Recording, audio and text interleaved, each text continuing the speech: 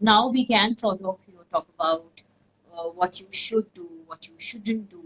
So I think anyone Yeah. and everyone who's watching this show should understand that going to medications and going to birth control pills is not for everyone.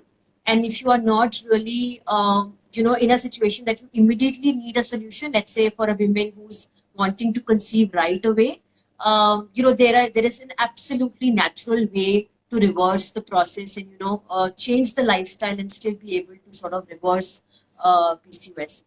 So I think what I will sort of talk about is primarily about what you could do every single day, those small changes that you could make in your lifestyle, and still be able to prevent this occurring of hormonal imbalance in your body.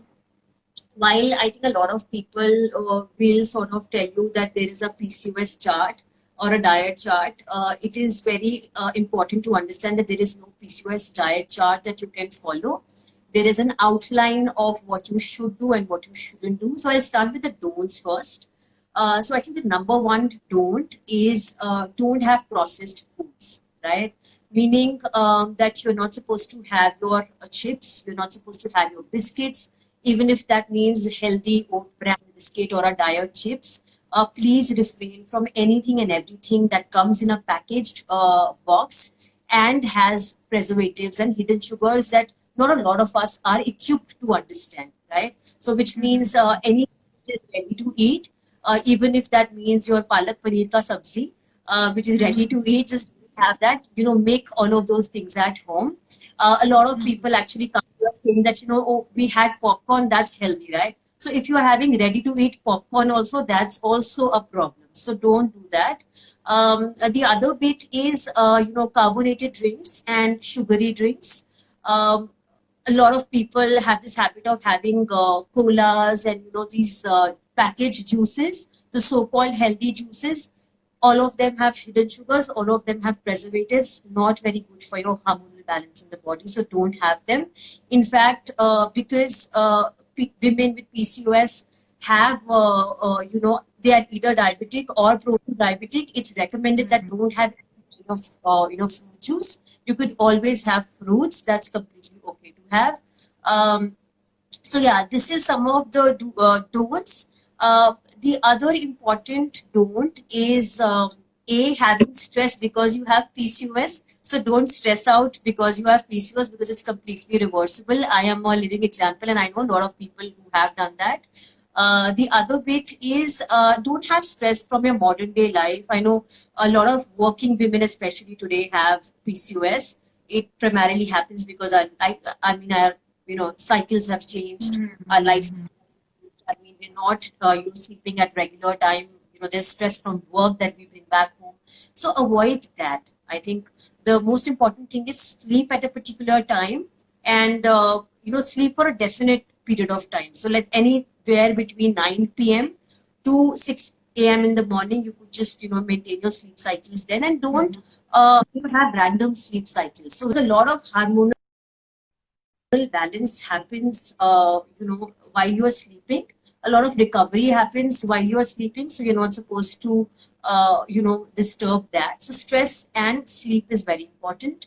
The other thing that's important, and we've seen a lot of women making mistakes in that, is carrying plastic water bottles and tiffins, which are plastic, right? So with plastic, I'll tell you the problem is that it mimics, it has properties that mimics how your estrogen hormone works in the body, right? So it's actually going to create a lot of disbalance in the hormonal function in the body. So you could use, glass tiffins, you could use steel tiffins. You should use drinking water bottles which are either glass or steel or copper. Copper is also very good for keeping your water bottles in place. So that's what is included in the don'ts. The do's are relatively simpler. You just need to eat at home. You just need to eat fresh, and you need to eat at time. These are critical things, and you need to eat, the basic foods that we have had over a period of time. You don't have to do any fancy stuff from the market. Simple eating Indian home cooked food is all that's needed to get rid of it. Obviously, there is exercise that's needed. Um, and when I say exercise, I really don't want to talk about walking. Walking is great if you have a lot of time. But the whole point is that you need to do some kind of strength training. I think even if it 15 to 20 minutes a day, because the ATP conversion is going to go up, the efficiency of the body to consume and absorb the energy without making and converting into fat is going to go up. So you need to do some kind of strength training, even if it means 15-20 minutes. Because we don't want to pressurize our ovaries too much. So you could, reduce the abdomen fat with yoga asanas. So there are asanas like Padkonasana, there is bridge pose, which is called Setu Bandhasana. I'm sure everyone who's watching this is smart enough. So I think you can just go back and Google what asanas you can do. So these are some of the do's and don'ts that you should be following. Um, you know, but while I talk about this, there's something very specific that I want to talk about, which is actually the myths that are attached to PCOS. So a lot of people would come back saying that you shouldn't eat anything which is white, which means your refined sugar, your rice, your coconut, your dairy, all kinds of dairy. It's not right. Yes, you should avoid milk if you can, because that sort of there is a positive correlation between and consumption of milk.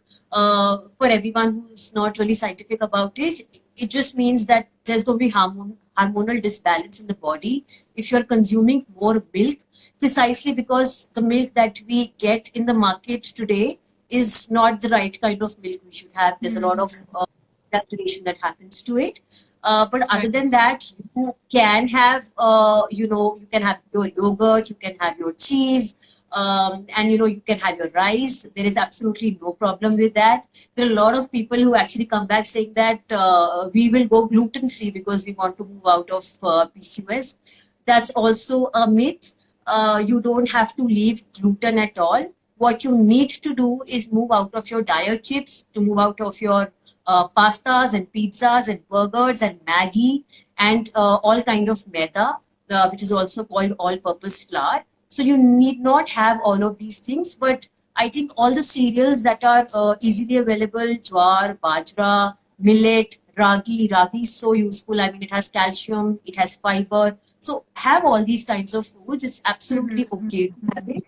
And I think one other myth that I'm missing is this whole idea that we will lose weight and then we will get rid of PCOS.